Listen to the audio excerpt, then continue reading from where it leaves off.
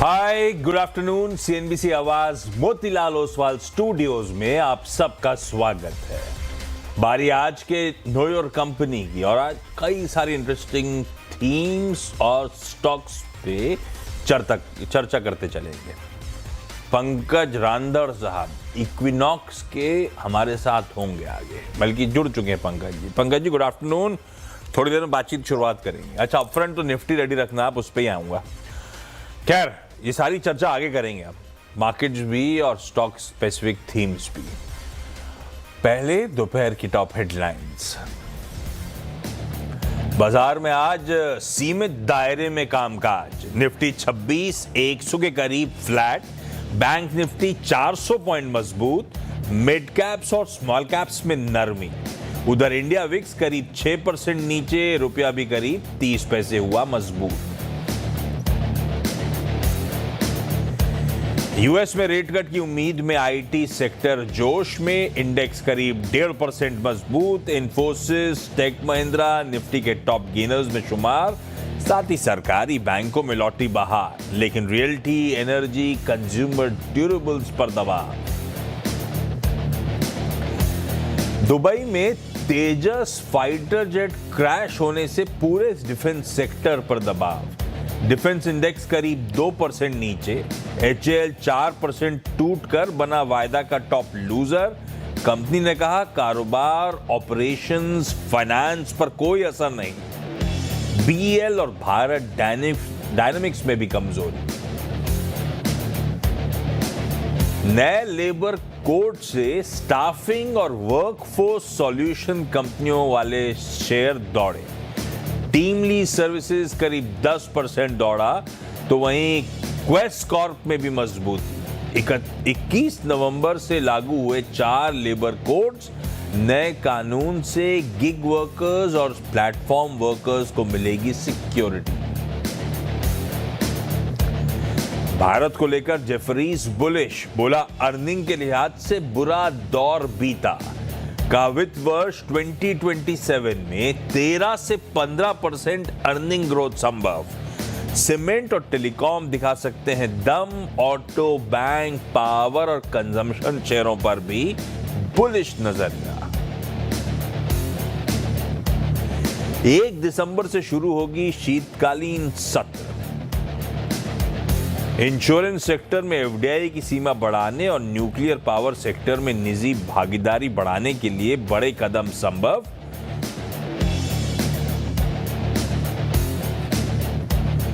और देश के 53rd सीजेआई यानी चीफ जस्टिस ऑफ इंडिया बने जस्टिस सूर्यकांत। राष्ट्रपति द्रौपदी मुर्मू ने दिलाई शपथ। पीएम मोदी समेत कई केंद्रीय मंत्री भी रहे मौजूद।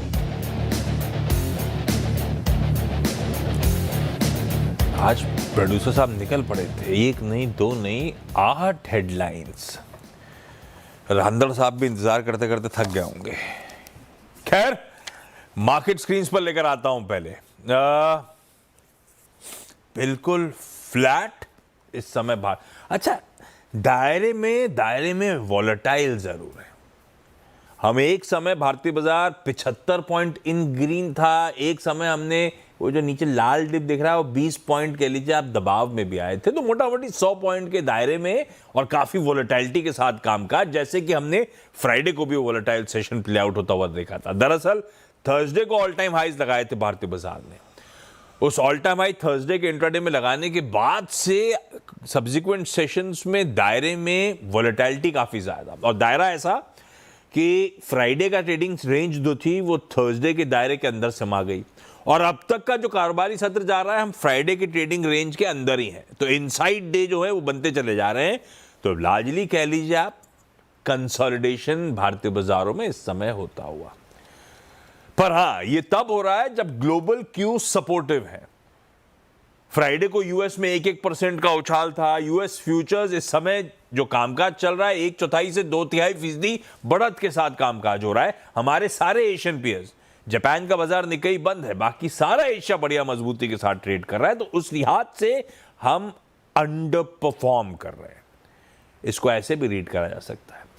कल खड़ी है हमारे मंथली कॉन्ट्रैक्ट्स की एक्सपायरी। एनएससी के मंथली कॉन्ट्रैक्ट्स कल एक्सपायर होने आने वाले हैं, और अगर आप वायदा में बिल्डअप देखें ऑप्शन का तो 26,100 से 26,200 ये वो कॉल राइटर्स का जोन है। तगड़ा ओआई बिल्डअप है।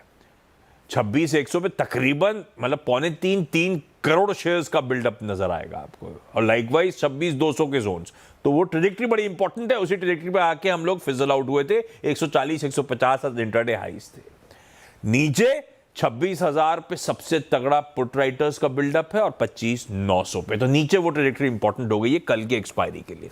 और आमतौर पे एक्सपायरी, बड़ी एक्सपायरी के दिन, एक्सपायरी के दिन वो राइटर्स के जोन्स को रिस्पेक्ट करने की कोशिश करता है बाजार। खैर, पहले निफ्टी पे व्यू ले लेता हूं, उसके बाद और बाजार की डिटेलिंग पे उतरूंगा। पंकज जी, थोड़ा सा कंसोलिडेशन प्ले आउट होता हुआ, ठीक है। नर्वस 90s होते हैं, इस बार हमने सेंचुरी मार ली, उसके बाद थोड़ी सी नर्वसनेस चल रही है। कैसे देख रहे हो आप कैसे रीड करो निफ्टी को, इस चाल को? Good afternoon Ashish ji, and good afternoon to everyone. Ashish ji, देखिए साइडवेज बुलिश ही है मार्केट में, कहीं ऐसे निगेटिव टोन नहीं समझ में आ रहा है। 26,100 का जो स्ट्रक्चर है वहां पे एक heavy amount of call writers यहाँ पे जमे हुए हैं, और 26,050 और 26,000 की रेंज में अच्छे खासे पुट राइटर्स है। तो एक टग ऑफ वॉर है। मुझे लग रहा है कि जो क्लोजिंग होगी वो डल होगी, वो इसी रेंज में होनी चाहिए, 26,100 26,200 की रेंज में। बट साइडवेज रुझान जो है वो पॉजिटिव ही रहेगा सर। तो अभी मतलब निफ्टी पे ट्रेड ना लें, अभी एक कंसोलिडेशन का दौर हो सकता है, चलेगा। आप बुलिश ही हो, लेकिन for the time being consolidation का दायरा शायद लिंगर ऑन करें, ऐसा मान के चलूं तो निफ्टी पे व्यू ना लिया जाए, ट्रेड ना लिया जाए, शायद स्टॉक स्पेसिफिक बेहतर प्लेस्ड, ऐसा? जी एब्सोल्युटली सर। पंकज सर, आपकी पिक्स रेडी रखना, 2 पिक लूंगा आपसे बढ़िया वाली। उससे पहले एक बेसिक हाइजीन चेक दे देता हूं। फ्राइडे को India VIX double digit gains दिखा रहा था, तो आज इंडिया विक्स कूल ऑफ हुआ है 6%। फ्राइडे को 12% मजबूती के साथ बंद हुआ था, अब 6% कूल ऑफ हो गया है। दूसरा, फ्राइडे को आखिरी के 45 मिनट में रुपए में तगड़ा डिप्रिसिएशन था, उसके बाद इंटरवेंशन हुआ था शायद आरबीआई का। रुपया आज मजबूती 1/4% बढ़त के साथ ट्रेड कर रहा है। तो ये 2 हाइजीन चेक मैंने कहा दे दूं। अच्छा, अच्छी बात आज के बाजार की कि दोनों हैवी वेट पॉकेट्स, बैंक्स उठाइए जरा, 2/3% से ज्यादा का उछाल, और आईटी 1.25% गेंस के साथ ट्रेड करता हुआ आपको नजर आएगा। तो फिर क्यों निफ्टी पस पड़ा हुआ है? जब दोनों इंपॉर्टेंट पिलर्स मजबूत हैं तो कुछ इंडिविजुअल स्टॉक्स और निफ्टी 50 की कंट्रीब्यूशन प्लेट दिखा देगी, कुछ रिलायंस वगैरह कुछ हैवी वेट्स हैं जो इसके इफेक्ट्स को निगेट कर रहे हैं। पर पंकज सर, क्योंकि आईटी की चर्चा हुई, आईटी इंडेक्स पहले स्क्रीन पे खींचिएगा डायरेक्टर साहब इंटरडे, और उसके बाद इंडिविजुअल स्टॉक्स भी दिखाइएगा। आईटी में आउट परफॉर्मेंस है, 1.25% ये गेन दिखा रहा है जब निफ्टी फ्लैट है। अब उसके पीछे रीजंस, अब हाइंडसाइट में तो रीजंस ढूंढना मुश्किल होता नहीं है। एक तो रुपया डिप्रिशिएट हुआ, आज थोड़ा बहुत डिप्रिशिएशन आया भी होगा, तो ले दे के तो रुपया डिप्रिशिएशन के साथ कामकाज कर रहा है। फ्राइडे को तो पैनिक मोड में चले गए थे अपन, तो शायद रुपए की कमजोरी पे आज रिएक्शन है, एक्सपोर्टर्स के लिए अच्छी खबर होती है। दूसरा, आज सुबह हॉर्मास जब ग्लोबल क्यूज मॉर्निंग कॉल में चर्चा कर रहे थे हमारे साथ, तब बोले थे एक न्यूयॉर्क के फेड गवर्नर के स्टेटमेंट्स की नियर टर्म में दरों में कटौती आने वाली है। वो ऑप्टिमिज्म भी आईटी वैल्यूएशंस पर रिफ्लेक्ट कर रहा होगा। और एक ऊपर से मोतीलाल ओसवाल की रिपोर्ट ये कहती हुई कि एआई को रिलेटेड जो खर्च, एग्रेसिव केपेक्स हो रहे हैं, अब उसकी मार्जिनल यूटिलिटी गिर रही है। अब समय आ रहा है शायद इंटरप्राइजेस ग्लोबली जब एआई को इंप्लीमेंट कर रहे होंगे, और इंप्लीमेंटेशन अगर इंटरप्राइजेस को करना है तो फिर इंडियन आईटी कंपनी के बगैर कौन कहा। तो वो लोग का मानना है कि यहाँ से आईटी के लिए खबर अच्छी है। और आईटी वैसे अगर रंधड़ सर आप चार्ट वार्ट उठाओगे तो ऐसा लगता भी है कि वो बेस फॉर्मेशन की एक्सरसाइज चल रही है, कंसोलिडेशन प्ले आउट हो रहा है। कब चलेगा पता नहीं, लेकिन आपका आईटी इंडेक्स पे व्यू क्या, और इंडिविजुअल स्टॉक्स में अगर आपका कोई आईटी में प्रेफर्ड पिक हो तो वो बताओ। सर जी, देखिए मिड कैप आईटी के अंदर काफी स्ट्रांग मोमेंटम दिखा है थ्रू आउट द डे, लेकिन इंफोसिस और टीसीएस जैसे जो हेवीवेट काउंटर्स है वो थोड़े से सबड्यूड से नजर आ रहे हैं। टेक महिंद्रा, एम्फेसिस, कोफोर्ज जैसे स्टॉक्स जो है वो अच्छे परफॉर्म करते नजर आ रहे हैं। मुझे लग रहा है कि मिड कैप आईटी के अंदर अभी भी दमखम बना हुआ है, और जो पसंदीदा पिक रहेगी वो डेफिनेटली टेक महिंद्रा के ऊपर रहेगी। आज का टॉप गेनर है आईटी के अंदर, 3% के आसपास की तेजी यहाँ पे नजर आ रही है। कंसोलिडेशन की फेज में चल रहा है पिछले 1-1.5 घंटे से, लेकिन मुझे लग रहा है कि यहाँ से अगर 1507 की लेवल, 8 की लेवल अगर कन्विंसिंगली क्रॉस कर देगा कैश में, तो डेफिनेटली एक 1530 रुपए तक के मूव्स इसके अंदर आसानी से देखने मिल सकते हैं सर। अच्छा, नए लेबर कोड्स का इम्प्लीमेंटेशन स्टॉक स्पेसिफिक, ये जनरली बाजार के लिए भी अच्छी खबर है। आपने पुराने दशकों पुराने लेबर लॉज को बदला, उसको आप क्लैरिटी के साथ सामने रख दिया है, तो कोई इन्वेस्टर अगर इंडिया आना चाहता है, मैन्युफैक्चरिंग यूनिट खड़ा करना चाहता है, तो उसके लिए एक बड़ा कंसर्न था हिंदुस्तान के लेबर लॉज। अब वो नया कोड फ्राइडे ऑनवर्ड्स इंप्लीमेंट कर दिया गया है, तो अपने आप में अच्छी खबर है। प्रोड्यूसर साहब हेडलाइन में लिख रहे थे गिग वर्कर्स वगैरह के लिए अच्छी खबर, उन पर असर पड़ेगा। असर भाई साहब हम पे और आप पे पड़ेगा, जो सब नौकरी करते हैं। ये लेबर कोड सब पे इंप्लीमेंट होता है।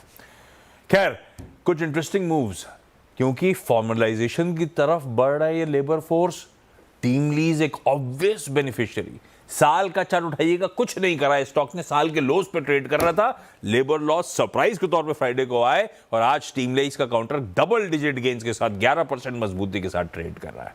वैसे कुछ देर बाद अगले शो में टीम लीज का मैनेजमेंट होगा, समझेंगे कितने बड़ा बेनिफिशियरी है ये लेबर कोड इनके लिए। इटर्नल स्विगी, क्योंकि गिग वर्कर्स को फॉर्मलाइजेशन में लेकर आ रहे हैं, सोशल सिक्योरिटी बेनिफिट्स देने पड़ेंगे, इनके लिए लॉजिकली खराब खबर। लाल से शुरू हुए थे, दोनों इन ग्रीन आ गए। कभी कभी क्या होता है, चीजों की सर्टेनिटी भी अपने आप में एक पॉजिटिव है। चलो जो होना तो हो गया, सामने आ गया, इससे ज्यादा इंपैक्ट नहीं है, नहीं तो अनसर्टेनिटी ज्यादा लिंगर करती है। ये स्टॉक्स घूम गए। स्विगी का इंटरडे प्ले उठाइएगा डायरेक्टर साहब, आपको तब दिखेगा कैसे पॉजिटिवली रिएक्ट कर रहे हैं सारे स्टॉक्स अब इस डेवलपमेंट पे। पर team lease, I am sure Rajendra साहब आमतौर पर रडार पर रहता नहीं है, लिक्विड रहता है, आज तो वॉल्यूम्स के साथ भागा है। कैसा लग रहा है चार्ट्स पे सर?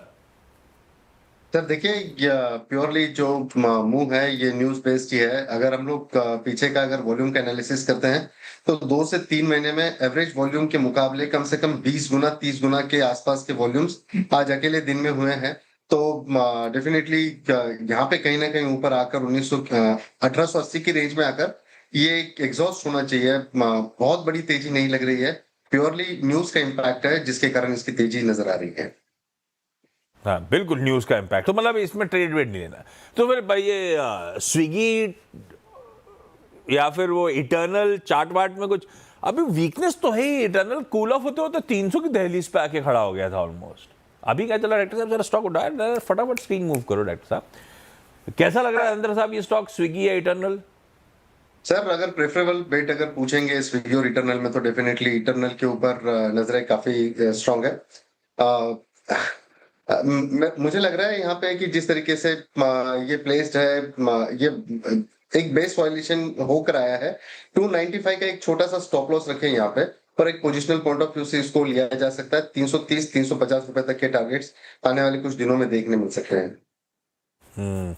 अच्छा, समय ना निकल जाए, पहले रांदौर साहब से जो बोला था उनकी पिक्स ले लूं, उसके बाद बहुत इंटरेस्टिंग थीम्स हैं, उन पर चर्चा होगी। भाई हिंदुस्तान एरोनॉटिक्स वायदा का टॉप लूजर है, तो कोई एनबीसीसी वायदा का टॉप गेनर बन के बैठा है। सब पे व्यू लूंगा, लेकिन रांदौर साहब पहले आपकी दोपहर की पिक्स। इक्का दुक्का स्टॉक जो खास तौर पे इक्विनॉक्स के रडार पे है। अगर निफ्टी कंसोलिडेट कर रहा है तो पैसा तो कमाना है, क्या कमाए? सर देखिए, पहला जो ट्रेड रहेगा वो एयू बैंक के ऊपर फ्यूचर्स के अंदर खरीदारी की सलाह रहेगी। यहाँ पे 930-931 के आसपास ये ट्रेड अभी कर रहा है। चलिए, बिल्कुल फ्लैट लाइन के इर्द गिर्द कंसोलिडेशन के मूड में, पर उस कंसोलिडेशन वो सिर्फ निफ्टी 50 तक रिस्ट्रिक्टेड है। अदरवाइज पेन ब्रॉडर मार्केट्स में बना हुआ है पिछले कई ट्रेडिंग सेशन से और आज भी। खैर, कल की एक्सपायरी से पहले आखिरी का आज का 1.5 घंटा इंटरेस्टिंग होने वाला है। डिटेल कवरेज ब्रेक के उस पार कमाई का अड्डा में देखिए। नमस्कार।